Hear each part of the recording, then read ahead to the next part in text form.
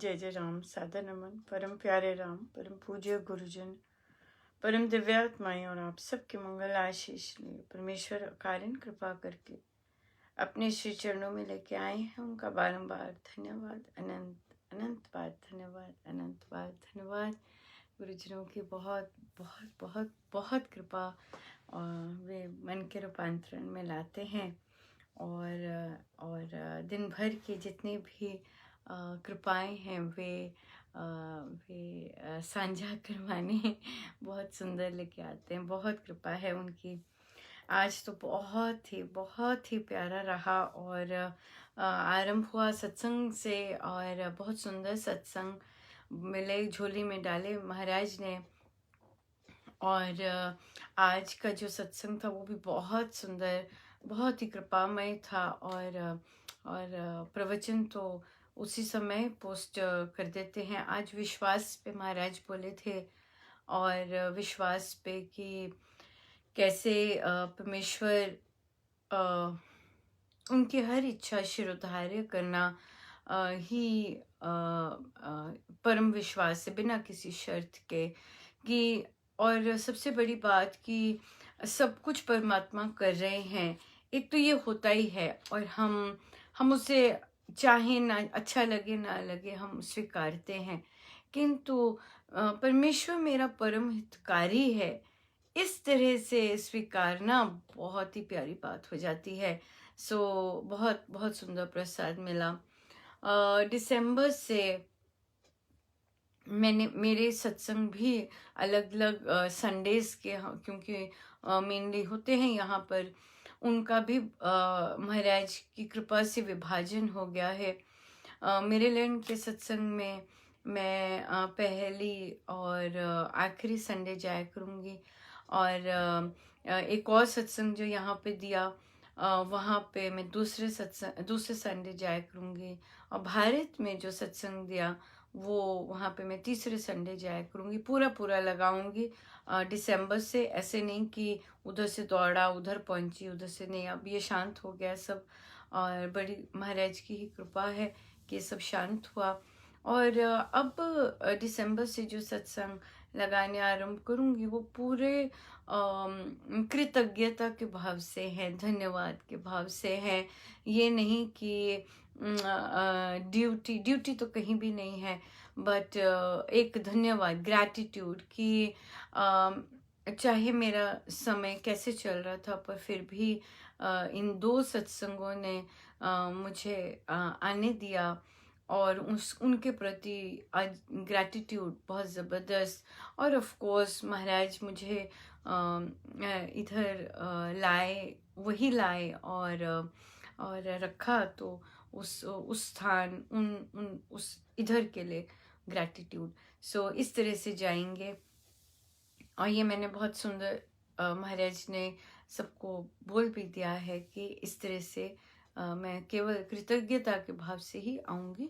पर हाँ, अगर कोई लेना चाहे किसी तरह की सेवा उसके लिए, तो yes, I am always ready. ओह इसी दौरान, सत्संग के दौरान ही महाराज ने भाव दिए कि जो बच्चे सत्संग कर रहे हैं या बच्चे जो सेवा लेते हैं वो अगर तो 25 से नीचे हैं, ये तो मैंने ढीला दिया है वैसे, और वो स्वयं को कसना चाहे ज़रूर कस सकते हैं। तो एक महीने में 10,000 नाम जाप ज़रूर हो। ये नाम जाप एक औषधि है, मेडिसिन है। और अगर ये मेडिसिन हमारे अंदर जाती जा रही है तो जो बूटी लगती है इस तरह की सेवा से वो घुलती जाती, वो जमती नहीं जाती। क्योंकि छोटी एज से सेवा में आना कहीं ना कहीं बूटी लाता है, अगर वो उसकी केयर ना हो तो। भारत के बच्चों के लिए भी यही है। भारत के बच्चे भी करते हैं जाप, बाहर के बच्चे भी करते होंगे अवश्य जाप। जो सत्संग करते हैं तो वो जाप भी ज़रूर करते होंगे, पर मुझे किसी का पता नहीं। पर भारत के बच्चे जो सेवा में आ रहे हैं उनके लिए भी है कि वो रेगुलर जाप ज़रूर करें। और अगर नहीं कर रहे अभी, अगर तो कर रहे हैं तो बहुत सुंदर बात है, अगर नहीं कर रहे तो सेवा लेने से पहले या सेवा अर्पित करने से पहले ज़रूर ज़रूर जाप पे करें।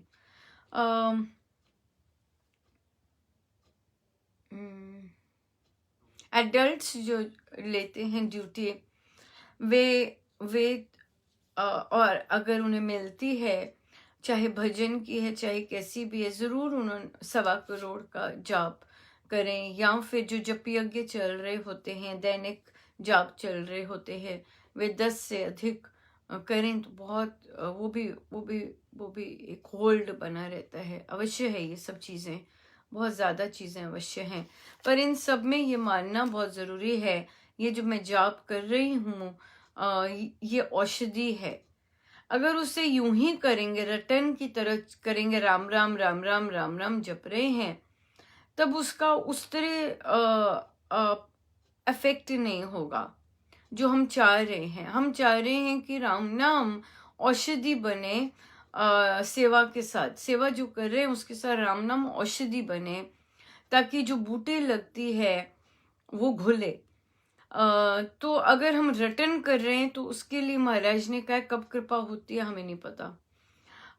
पर अगर हम ये मान रहे हैं कि जब मैं राम नाम ले रही हूँ मेरे अंदर औषधि बह रही है, तो वो लिटरली औषधि का काम करती है। और जो भी अगर मान, प्रशंसा, दंभ ऐसी चीजें आती हैं, वो वहीं की वहीं घुल जाएंगी। ये विश्वास है। इस तरह अगर जाप करें तो लाभ है। अगर केवल रटन का जाप करें फिर वो वहीं इंटैक्ट ही रहेंगी, वो भूख बनी रहेगी जो भीतर होती है। ये आया था। अगर जो इसको फॉलो करना चाहें बच्चे भी, वो ज़रूर करें। बच्चों के लिए क्योंकि बच्चे जो हम डील कर रहे हैं वे नाबालिग हैं, नाबालिग बच्चों को हम कंपेल नहीं करते हैं। वैसे तो हम बड़ों को भी नहीं करते। मन का रूपांतरण अपनी चेंज है। हम पीछे नहीं पड़ते हैं, चाहे कोई बच्चा जैसा भी संस्कार है, हम पीछे नहीं पड़ते, आओ आओ आओ, नहीं, ऐसे नहीं है। वो गुरुजन स्वयं लेके आते हैं। और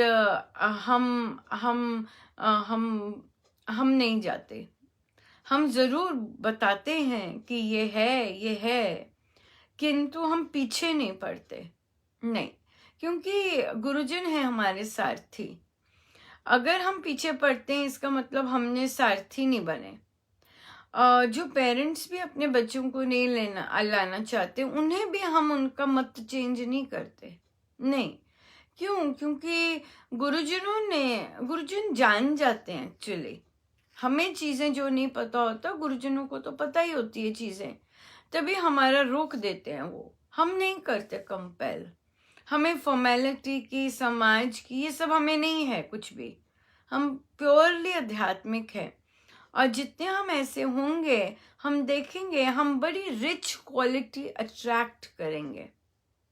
सही मायने में हमें नहीं पता होता, हमारी दृष्टि बड़ी छोटी होती है, हम बड़ी ऊपरी चीज देखते हैं।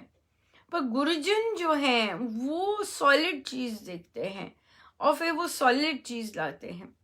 तभी हमारे जो भी महाराज हमें देते हैं, वहां भीड़ नहीं देते, वहां क्वालिटी देते हैं। और क्वालिटी जब आए, हमें क्वालिटी ही चाहिए, रूपांतरण चाहिए। हम रियल सेंस में रूपांतरण के पीछे हैं, ना कि फॉर्मेलिटी कि अच्छा ये लोग ऐसा कर रहे हैं हम भी घुस जाएं, क्या पता मेरा भी भला हो जाए, ऐसा टाइप्स नहीं है। लिटरली विश्वास हो कि नहीं, यहाँ मेरा भला होगा, यहाँ कुछ अलग है, ये लोग अभ्यास करते हैं तब होगा, इस तरह से हमारी बात है। राइट? तो हम लोग नहीं जाते पीछे। हमें नहीं, हमारा काम नहीं है, हमें ये लिस्ट ऑफ ड्यूटीज नहीं दिया कि पीछे जाके बार बार जाके पूछ के आओ क्यों। कोई कहते नहीं आ रहे अनुपमा, जरूर, ठीक है, थैंक यू। बच्चे कहते नहीं आ रहे, नहीं आ सकते आंटी, ओके बेटा, थैंक यू, दैट्स इट। ऐसे करते हम, थैंक यू, बहुत बहुत धन्यवाद। क्यों? हमें पता है उसकी यात्रा हमारे तक यहाँ तक ही थी। उसके संस्कार जो जागृत हुए थे यहाँ तक के ही थे और नहीं है। तो पुश नहीं करना, पुश नहीं करना, हम पुश करने में नहीं, मुझसे महाराज नहीं करवाते पुश करो करो, ऐसे नहीं है।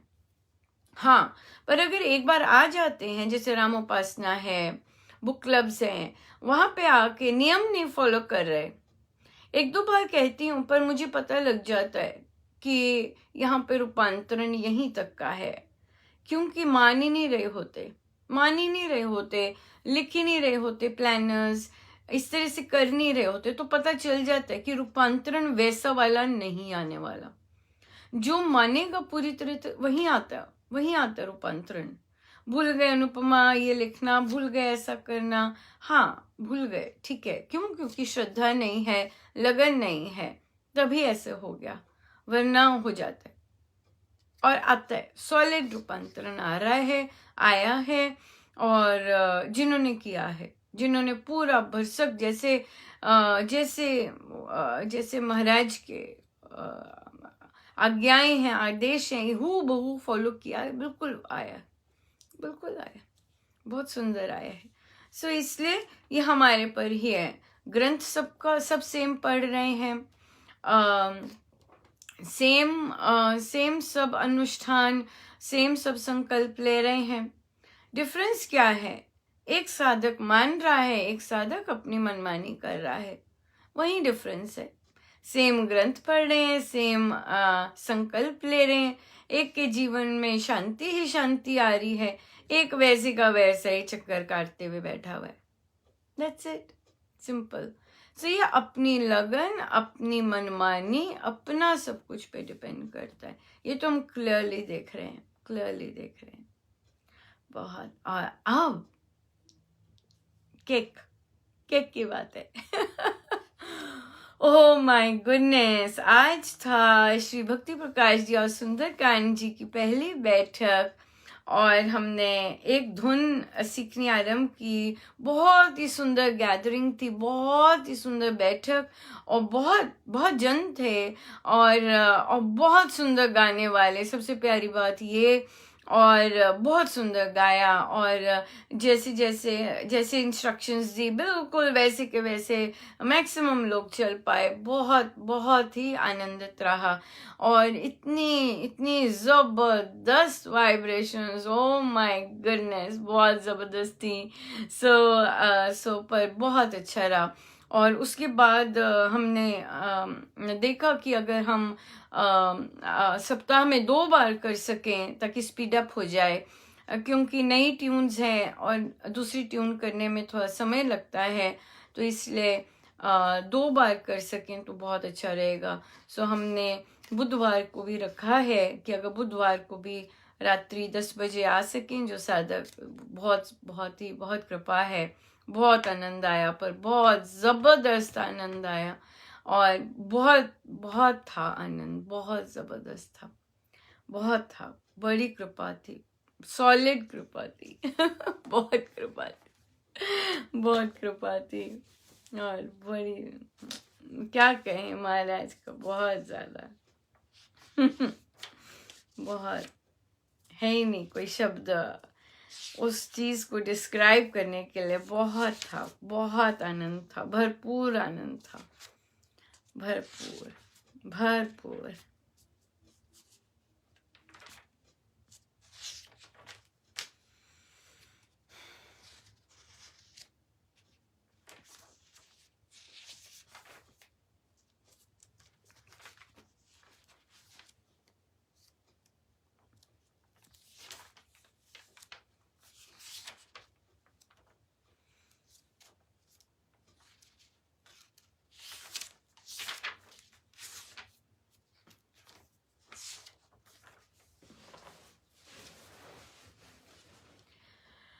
मधुर प्रेम का प्याला सुनो जी कोई पीवेगा किस्मत वाला।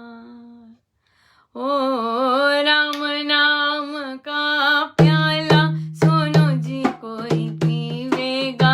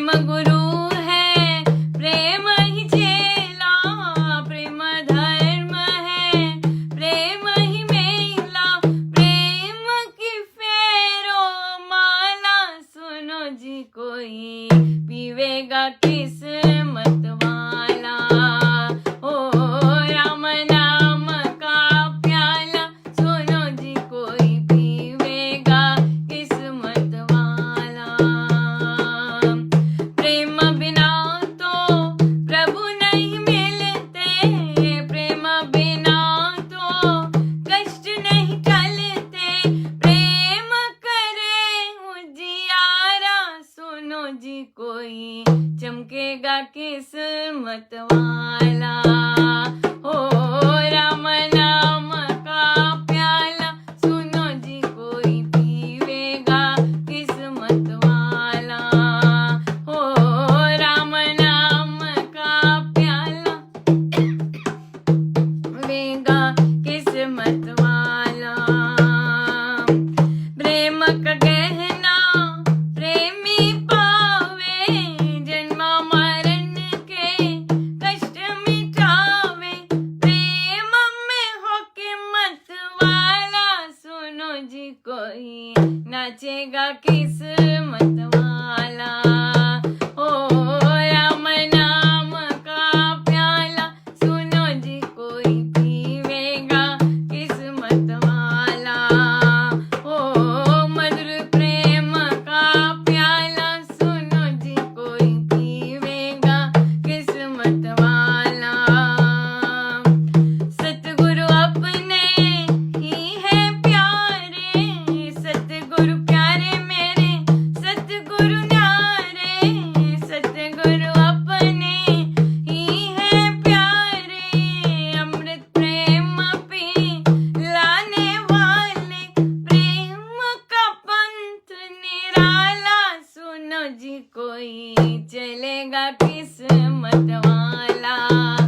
हो राम नाम का प्याला सुनो जी कोई पीवेगा किस्मत वाला। हो मधुर प्रेम का प्याला सुनो जी कोई पीवेगा किस्मत वाला। हो राम नाम का प्याला सुनो जी कोई पीवेगा किस्मत वाला। राम रस बरसे प्रेम रस बरसे, राम रस बरसे प्रेम रस बरसे, राम रस बरसे प्रेम रस बरसे, राम रस बरसे प्रेम रस बरसे, राम रस बरसे प्रेम रस बरसे, राम रस बरसे प्रेम रस बरसे, राम रस बरसे प्रेम रस बरसे, अमरस बरसे प्रेम रस बरसे, राम रस बरसे प्रेम रस बरसे, राम रस बरसे प्रेम रस बरसे, राम रस बरसे प्रेम रस बरसे, राम रस बरसे प्रेम रस बरसे, राम रस बरसे प्रेम रस बरसे, राम रस बरसे प्रेम रस बरसे, राम रस बरसे प्रेम रस बरसे, राम रस बरसे प्रेम रस बरसे, राम रस बरसे प्रेम रस बरसे, राम रस बरसे प्रेम रस बरसे। ओ राम नाम का प्याला सुनो जी कोई पीवेगा किस्मत वाला।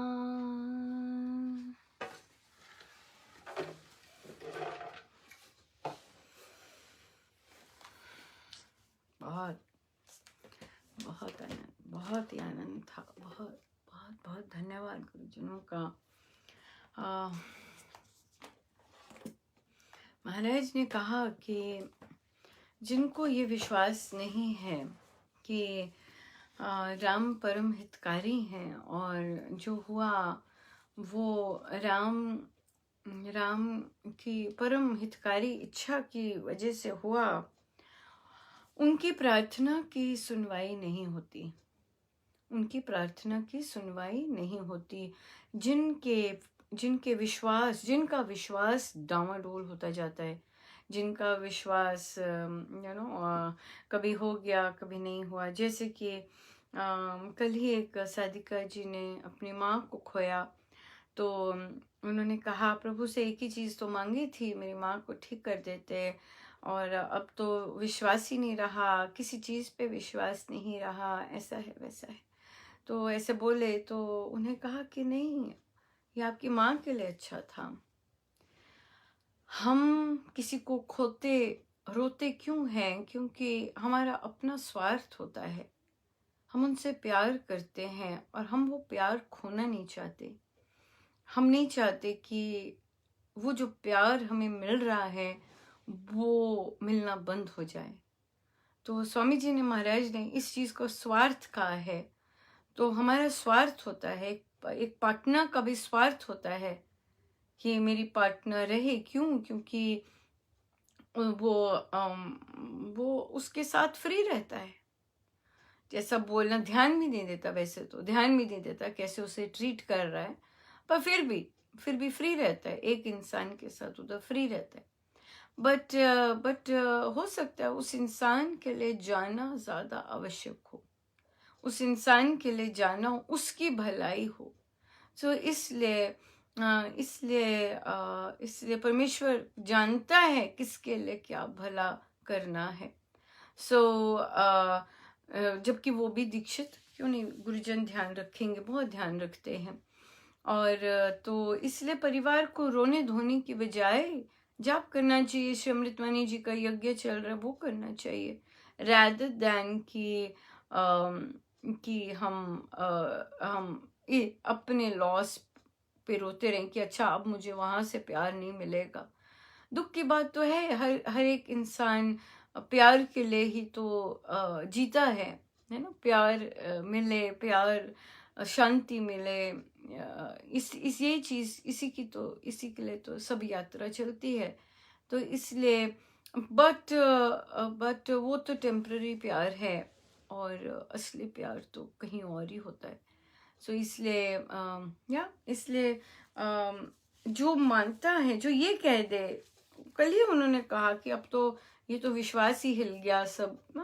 ये विश्वास है ही नहीं। ऐसे विश्वास की सुनवाई भी नहीं होती है। जो कभी तो अच्छा चल रहा है तो मान लिया, नहीं अच्छा चल रहा तो नहीं माना, ऐसा। तो इसलिए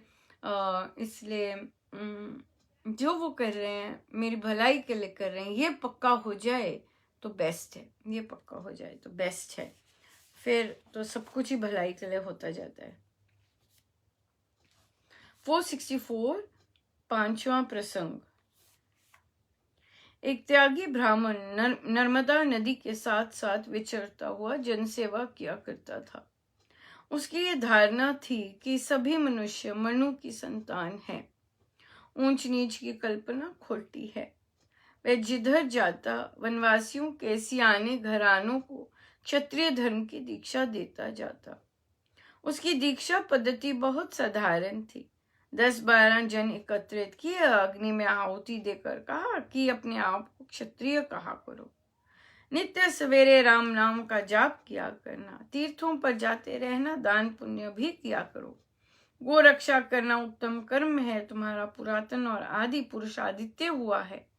वह भूमि पर पहला राजा था, तुम उसके अंशज और वंशज पुत्र हो। धर्म रक्षा निमित्त अपने शस्त्र चलाया करो। अन्याय से बचे रहना, वेरी इंपॉर्टेंट। हम वापस आएंगे इस पंक्ति पर।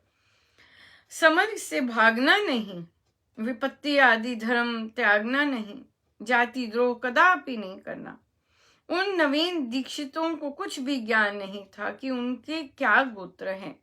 उनके गुरु ने उनको जो भी समझाया बताया वही मान गए। एक रात का वर्णन है कि पूर्णमासी की चांदनी नर्मदा की संगमरमयी चिट्टी शिलाओं पर चहुं ओर चमक रही थी। उसी नदी के ऊंचे ऊंचे दोनों किनारे अपने श्वेत स्वरूप में चमक चमक कर उचकते हुए मानो चंद्र चुंबन कर रहे थे। उस समय नर्मदा जल के रूप हरी झलक और उसके तरंगों में नाचते हुए चंद्रबिंब की चारुतम चंचलता मुनियों के भी मनों को मोहने वाली थी। ऐसे शोभन समय में उस सेवक ब्राह्मण को एक सन्यासी का मिलाप प्राप्त हुआ। वे दोनों एक चौड़ी चिकनी स्वच्छ शिला पर बैठकर वार्तालाप करने लगे। सन्यासी ने ब्राह्मण की प्रशंसा करते हुए उसको कहा, आपने तो सहस्त्र वनवासियों को क्षत्रिय बना दिया और उनमें वीर भाव भर दिया है। दीर्घ सांस लेकर ब्राह्मण ने कहा, महात्मन, शाक्य मुनि ने पुरातन क्षत्रियों के वंश भिक्षु बनाकर निर्वंश कर दिए। उसका मत ब्राह्मण सभ्यता के विरुद्ध था। वह बड़ा भारी निराशावादी था। उसके विचार में कर्म मात्र कलेश का कारण समझा जाता था। वह वीर कर्म तो विरोधी था ही, उसने क्षत्रियों को गृह त्याग के ऐसे उपदेश दिए कि विशाली राजगृह, कपिल वस्तु आदि के राजघराने जन शून्य हो गए। कुछ रहे सही क्षत्रिय शंकराचार्य की क्रांति ने समाप्त कर दिए। अब तो यवनों से भारत भूमि आक्रांत होती जा रही है। देश का धन धान्य जन मान लुटेरे आए वश लूट कर ले जाते हैं। नागरिक प्रजा तो प्राय बौद्धों से लौट कर आई हुई है। नगरवासी तो हिंसा के नाम पर कांपते हैं। इनके हृदयों में दया के नाम से कोरी कायरता तथा अकर्मण्यता कूदा करती है। प्रत्येक वर्ष दूर देशों के मनुष्य आकर इन्हें मार काट कर लूट लेते हैं, परंतु ये दीन दोनों हाथ उठाकर दया धर्म की दुहाई ही देते रह जाते हैं। इस कारण इस युग में यह आवश्यक है कि ग्रामीण जन, वनवासी लोग, पर्वतों पर रहने वाले मनुष्य संस्कृत कर के क्षत्रिय बना दिए जाएं। यह लोग धनुर्धारी तो है ही, बस बताना इतना है कि तुम अपने पहने तीरों का सदुपयोग कहाँ किया करो। सो मेरे राम का यह काम मध्य देश में, मरुभूमि में, दक्षिण प्रांत में, वनों में तथा पर्वतों पर आप ही आप होता चला जा रहा है। ऐसे दिखता है कि सहस्त्रों बालकों को, अबलाओं को और दीन जनों को श्री राम बचाना चाहता है। बहुत बहुत धन्यवाद महाराज। कैसे पथ प्रदर्शन करते हैं आप। बिल्कुल बिल्कुल अन्याय से बचा करो, बचे रहना, ये लिखा है यहाँ पे, बड़ा क्लियर है। अन्याय से बचे रहना, समझ से भागना नहीं, भागना नहीं, अन्याय से बचना है। कोई अन्याय कर रहा है उससे बचना है, किंतु समर से भागना नहीं, बिल्कुल बिल्कुल भागना नहीं। और ये चीज हम सब के लिए, कौन है जो युद्ध नहीं लड़ रहा? कौन है? हर कोई युद्ध लड़ रहा है अपने अपने अनुसार का। कोई अपने आप से, कोई अपनी परिस्थितियों से, हर कोई जूझ रहा है। पर हमें भागना नहीं है उससे, हमें डट कर उसका सामना करना है। और जहाँ अन्याय होता है वहाँ पे हमें हम कहते हैं, ओ अनुपमा, मुझे जहाँ बोलना था मैंने बोला, पर मेरे परिवार ने फिर कहा कि तुमने कुछ जल्दी कर दी, ऐसे कर दिया, वैसे कर दिया। मैंने कहा नहीं, आपके भीतर से आपके परमेश्वर ने आपको शक्ति दी है बोलने की। आपको हर एक से राय नहीं लेते रहना कि भाई मैंने ठीक किया कि नहीं, मैंने ठीक किया कि नहीं, जो कि हम करते हैं। हाँ, राय लेना, काम के पहले राय लेना बहुत अच्छी बात है। सबकी सुनो, सबके व्यू पॉइंट्स क्या चल रहे हैं, और फिर अपना एनालिसिस करना है कि मेरा उद्देश्य क्या है, मेरा लक्ष्य क्या है, और जो अगर मैंने ये कार्य करना है या ये बात बोलनी है तो इसके पीछे मेरा उद्देश्य क्या है। उद्देश्य क्लियर होना बहुत आवश्यक है। अगर हमारा स्वार्थ नहीं है, अगर हम अन्याय के प्रति बोल रहे हैं, अगर हम जो भी हमारा उद्देश्य है बोलने का, कहने का, वो उस रास्ते पे वही हमें फिर चयन लेके देता है और वही हमें लीड करता है फिर, ये चीज है। अब आज जैसे सुंदरकांड जी हुए, भक्ति प्रकाश जी हुए, क्यों किया तुमने, क्यों ये कर रही हो, क्या तुम्हें पड़ी है, तुम गाओ। हाँ गाओ, मैं गाती हूँ बिल्कुल, पर बहुत जन इच्छुक भी होंगे कि हम भी ऐसा करें, हमें भी पता लगे और क्या है, तो क्यों नहीं। जब कहीं महाराज ने क्या दिखाया, जहां भी सत्संग लेके जाते वहां अगर कोई किसी को सुधार के लिए कुछ बोला जाता वो हिलते ही नहीं। तो महाराज ने कहा ठीक है, वहां तुमने बोल दिया, अब ओपन बोल दो, ऐसे ही है, ऐसे ही क्या है, सदा से ऐसे मिला है। अब जब ओपन किया कि भाई बताओ भाई कौन कौन सीखना चाहता है? ओ, कितने सारे सीखना चाहते थे, कितने सारे इच्छुक थे, सारे के सारे आ गए। अभी कहीं और भी इच्छुक थे, वो समय के कारण नहीं आ पाए। समय हमने रात्रि 10 बजे रखा है। बहुत बहुत धूम मची थी, बहुत जबरदस्त, बहुत जबरदस्त। कैसे सोए होंगे वो तो वही बता सकते हैं। बहुत आनंद था, बहुत जबरदस्त। डेफिनेटली सबको बहुत जबरदस्त आनंदमय निद्रा प्राप्त हुई होगी। बहुत सुंदर। तो ये बात है, ये सब तो एक जगह पे हम जाते हैं, हम बोलते हैं, सेवा होती है। ये बोलना कि अच्छा ये शब्द ठीक कर लीजिए, ये ऐसे कर लीजिए, महाराज की तो रस से भरी हुई हैं भक्ति प्रकाश जी, तो रस लेके आइए, थोड़ा इस तरह कीजिए। जब आप नहीं करना चाहते तो महाराज जी देख लेते हैं, महाराज कहते चलो निकलो भाई मैडम, और देखते हैं। तो फिर पब्लिकली अनाउंस करवाते हैं, आओ भाई कौन करना चाहता है। मुझे कुछ आता तोड़ना है, पर प्रभु देना चाहते हैं ना, ये बात है। मैं कोई प्रोफेशनल थोड़ी ना हूं, मैंने ये सब काम पहले थोड़ी ना किए हैं। महाराज की इच्छा हुई तभी बैठे ना। जैसे लिखा है कि राम उधर ऐसे उनको वीर बजाना चाहते होंगे तभी ये करवाया, ये चीज है। तो ये मेरे गुरुजनों की, मेरे राम की इच्छा है कि इतने सुंदर ग्रंथ लिखे गए हैं, इतनी सुंदर ग्रंथों की रचना हुई है, और जिस रस से स्वामी जी महाराज ने किया है उसी रस से क्यों नहीं गाया जाए। बात ये आ जाती है, उसी रस से अलग अलग धुनें लेके, अलग अलग करके उसे रसीला बना के क्यों नहीं गाया जाए। तो यही बात थी। और फिर बहुत बहुत तभी इतना सुंदर रहा, बहुत आनंद रहा, बहुत ही आनंद रहा। इसमें यह नहीं है कि मैं नहीं आ पाऊंगा, मैं नहीं आ पाऊंगी, नो, ये तो आपकी अपनी लगन है। जो रात्रि के 10 बजे कोई इतने सारे जन खिंचे आए, साधक भी थे, साधिकाएं तो अधिक होती है क्योंकि मेरी संगति अधिकतम साधिकाओं में है, पर साधक गण भी आए थे, नए साधक गण, इतना सुंदर गाए, बहुत सुंदर गाए, आनंद आ गया, आनंद आ गया। अगर ये लोग सब सुंदरकांड जी, रामायण जी में भाग लेते हैं, ओहो क्या आनंद आने वाला है, कल्पना से भी पार है, बहुत आनंद था। काश आप सब भी महसूस कर सकते और देख सकते मैं किस आनंद की बात कर रही हूँ। शायद देंगे महाराज, बहुत आनंद था, सच में बहुत आनंद था, शब्द ही नहीं है, बहुत था।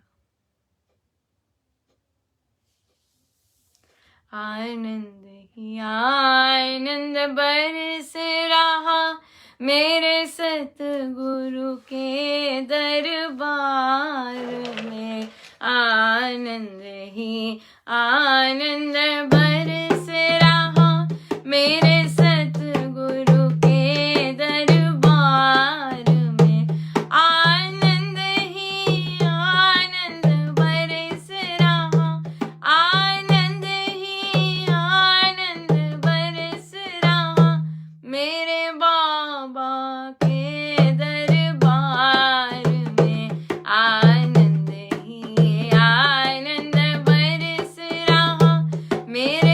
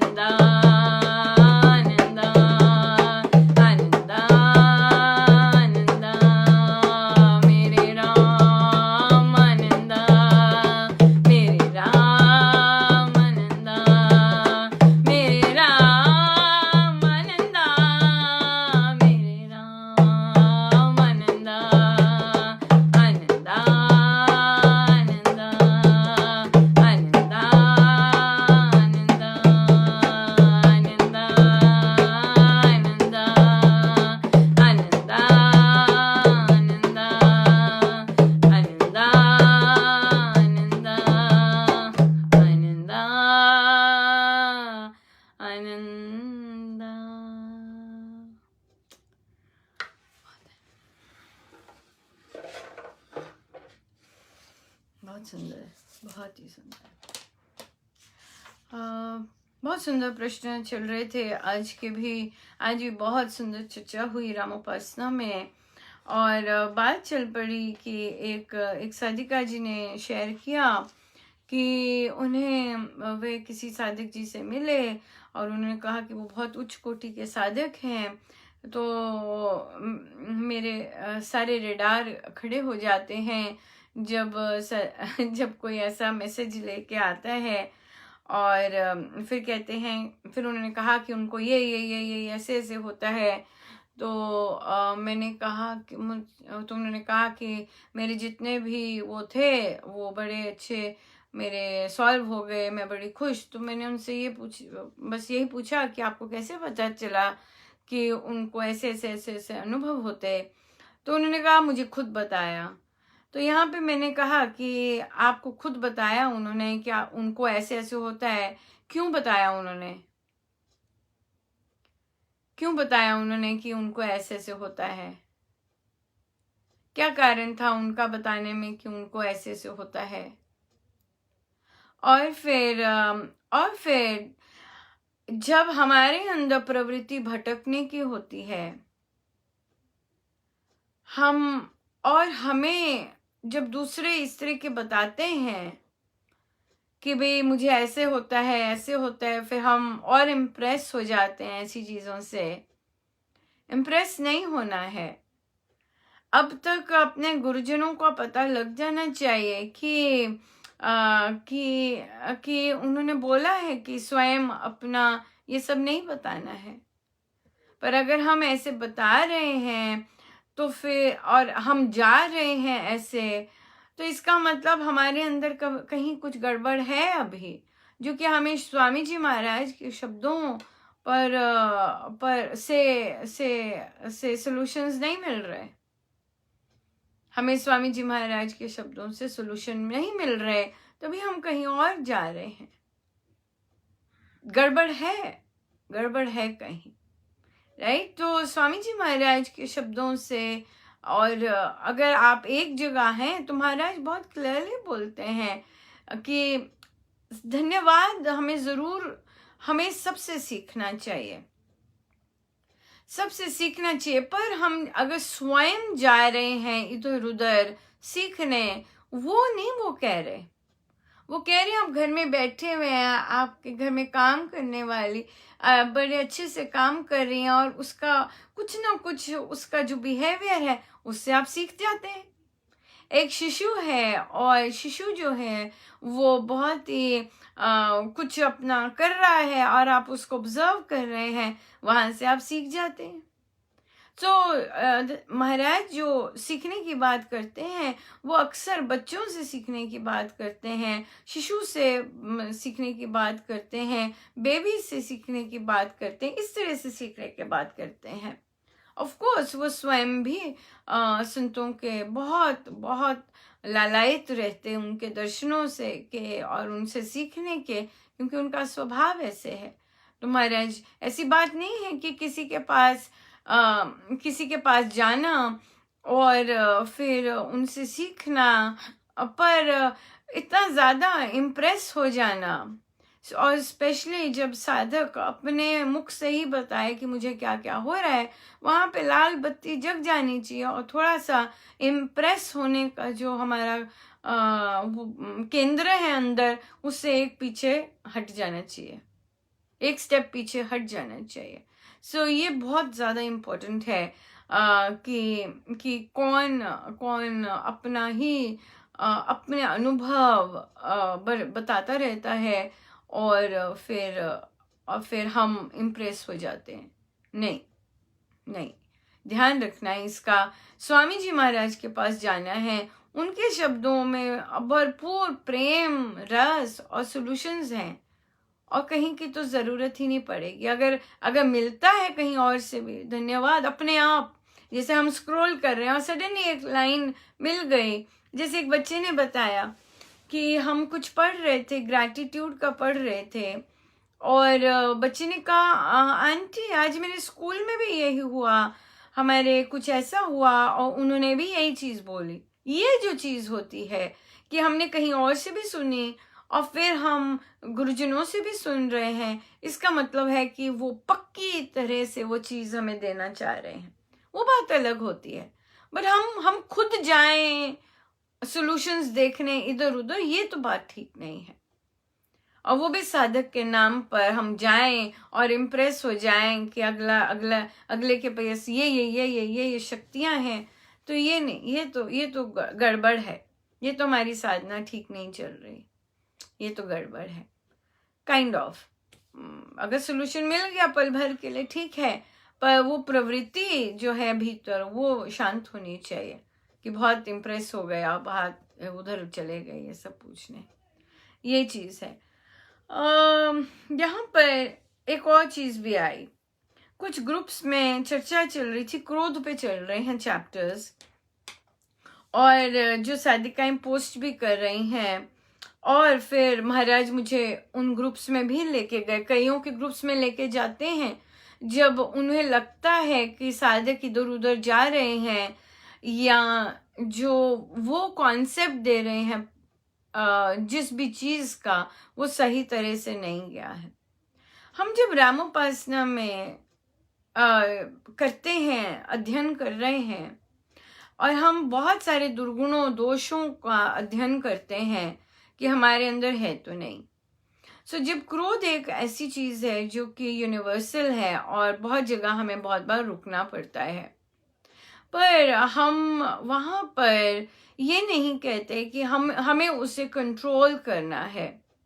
हम कंट्रोल की भाषा नहीं बोलते हैं, पर कई साधिकाओं ने ग्रुप में पोस्ट लाए, आई थिंक अन्य साधकों के, कि क्रोध को रोकना है तो ऐसा कीजिए। गलत नहीं है कुछ भी, वो बहुत सुंदर सुझाव है, पर रामोपासना में हम वैसे सोच नहीं रखते हैं। रामोपासना में अलग तरह की सोच होती है कि महाराज ने, देखिए वहाँ स्वामी जी महाराज अलग ढंग से करवा रहे हैं, बहुत अलग ढंग से। जनरली अपना वो नहीं, दूसरे ढंग है उनका अपनी शिक्षाओं को अंगीकार करवाने का और प्रैक्टिस करवाने का मेथोडोलॉजी है, बहुत सिस्टमैटिक है। और जब हम क्रोध को बारे में जब वहाँ चर्चा हुई तो महाराज ने बहुत सुंदर समझाया कि क्रोध एक रिजल्ट है, उसके पीछे क्या हो रहा है वो है असली जड़। तो अगर हम दूसरों के उपाय लाते हैं क्रोध को शांत करने के लिए, वो तो ऊपरीपन है। हमारी असली जड़ तो कॉज जो है वो तो कुछ और है क्रोध का, और वो है 3 कामना।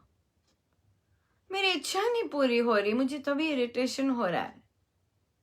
अब हम प्रभु से प्रार्थना कर रहे हैं, प्रभु मेरा क्रोध खत्म हो जाए, क्रोध खत्म हो जाए, और वो क्रोध हो नहीं रहा होता खत्म। क्यों? क्योंकि उसकी जड़ें कहीं और अटकी हुई हैं।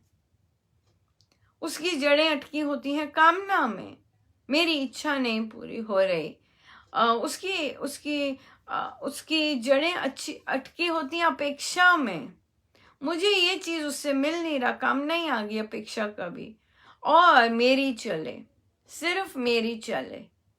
मैं जो चाहती हूँ बच्चा ऐसे बैठे, बच्चा जब ऐसे नहीं बैठता है तो मुझे क्रोध आ जाता है।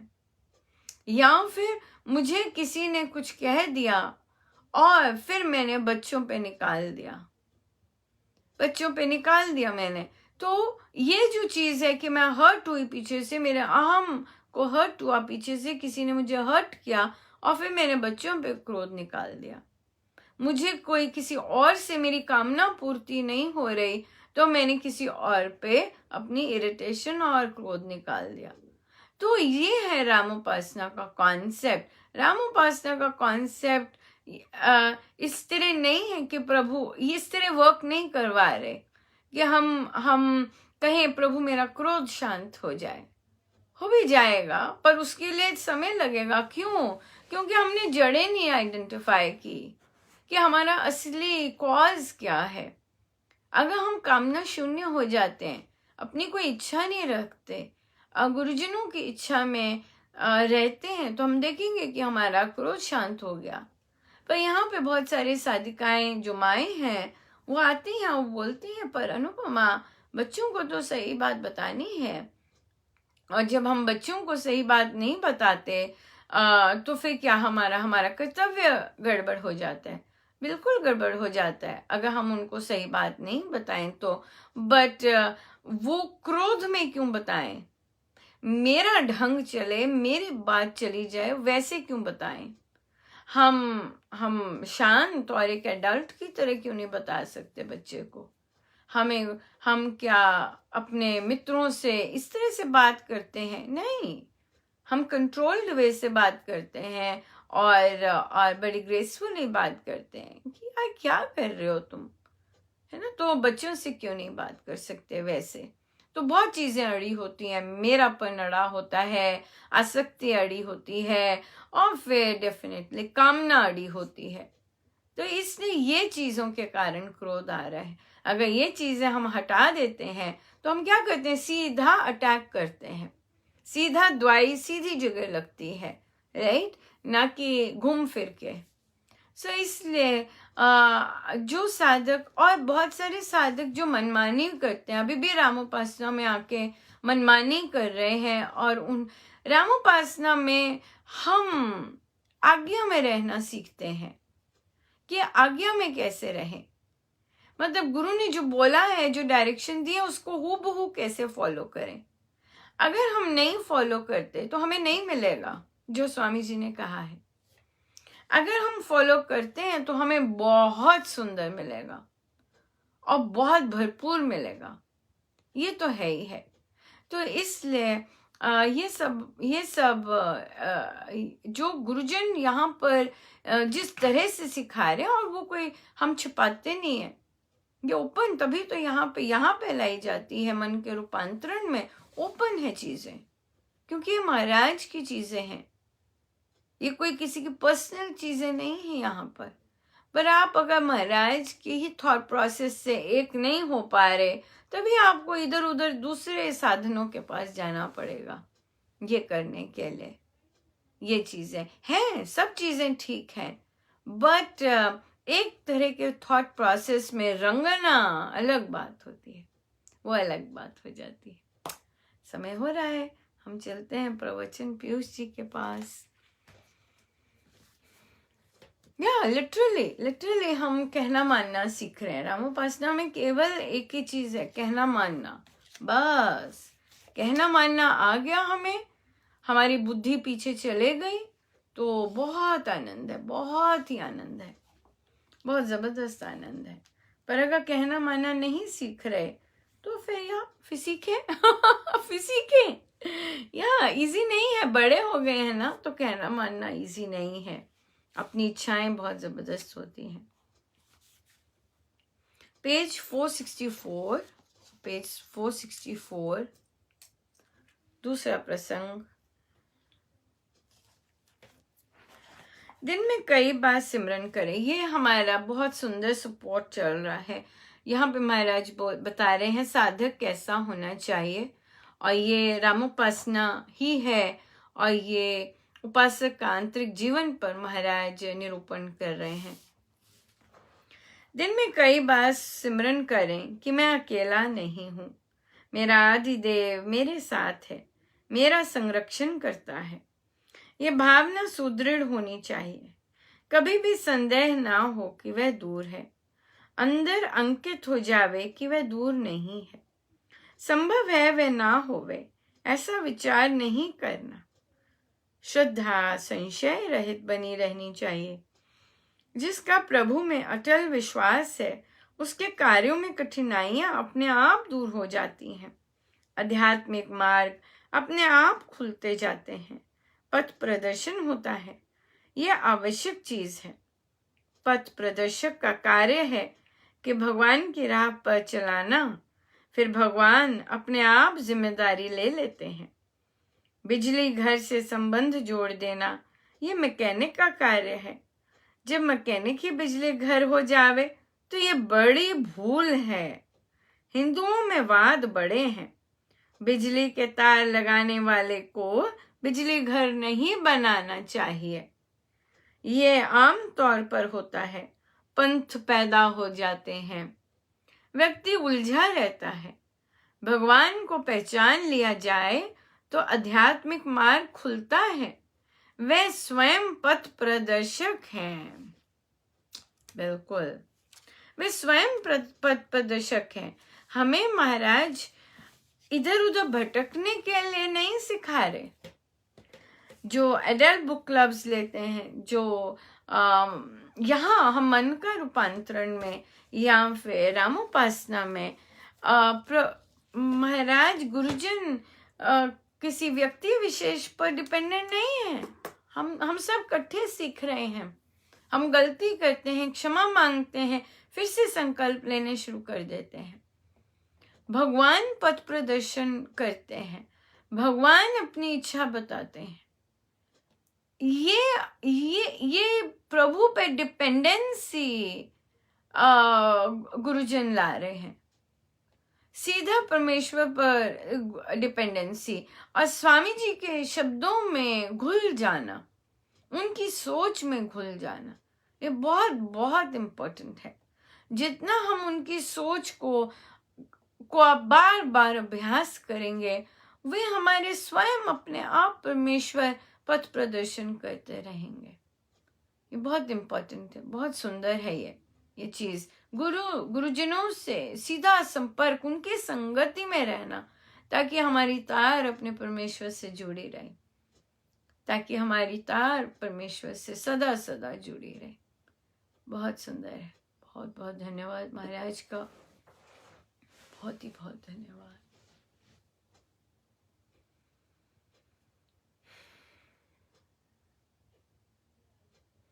आइए हम सीधे होके बैठे,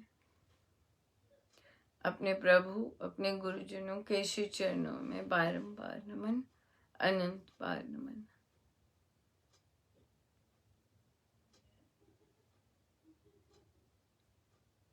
लंबी सांस लें, बाहर,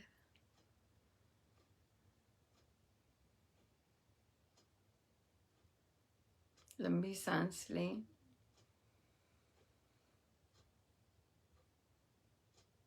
फिर बाहर,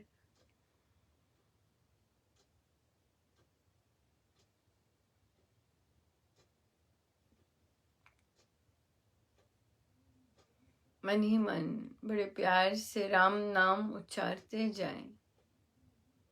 मेरे राम मेरे अंग संग है, मैं राम में ही विराजमान हूँ, मैं राम में ही सदा रहता हूँ, मैं राम में ही चलता हूँ। राम ना केवल मेरे बाहर है, मेरे भीतर भी है।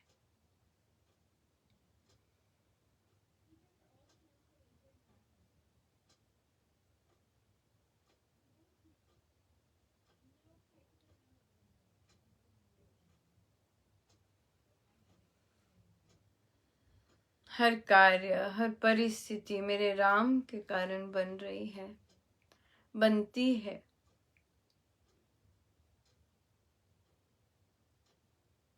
मेरे राम ने जब जो सुनाना होता है सुनाते हैं। मेरे राम ने जैसा रखना होता है रखते ही, उनके परम इच्छा है। अब बात ये है कि हम उनकी परम इच्छा में हम कैसे रहते हैं।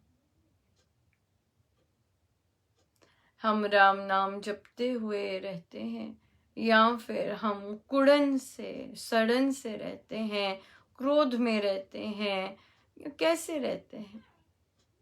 ये हमारी बात, ये हमारे पे डिपेंड करता है।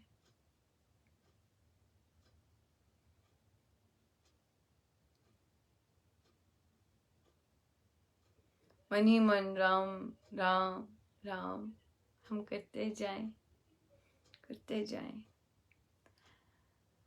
और माने कि मेरे अंदर औषधि बह रही है। राम नाम मेरे लिए महा औषधि है। मेरे सूक्ष्म से सूक्ष्म दोष भी प्रभु साफ करते जा रहे हैं। कोई दोष नहीं, लेश मात्र भी वो रहने नहीं दे रहे। क्यों? क्योंकि एक भी रह गया, एक भी दोष रह गया, वापस आना पड़ेगा, वापस आना पड़ेगा, वही यातनाएं, सब कुछ वही। इसलिए बहुत सुंदर इच्छा है गुरुजनों की कि नहीं आया जाए वापस। इसलिए राम नाम परम महाऔषधि।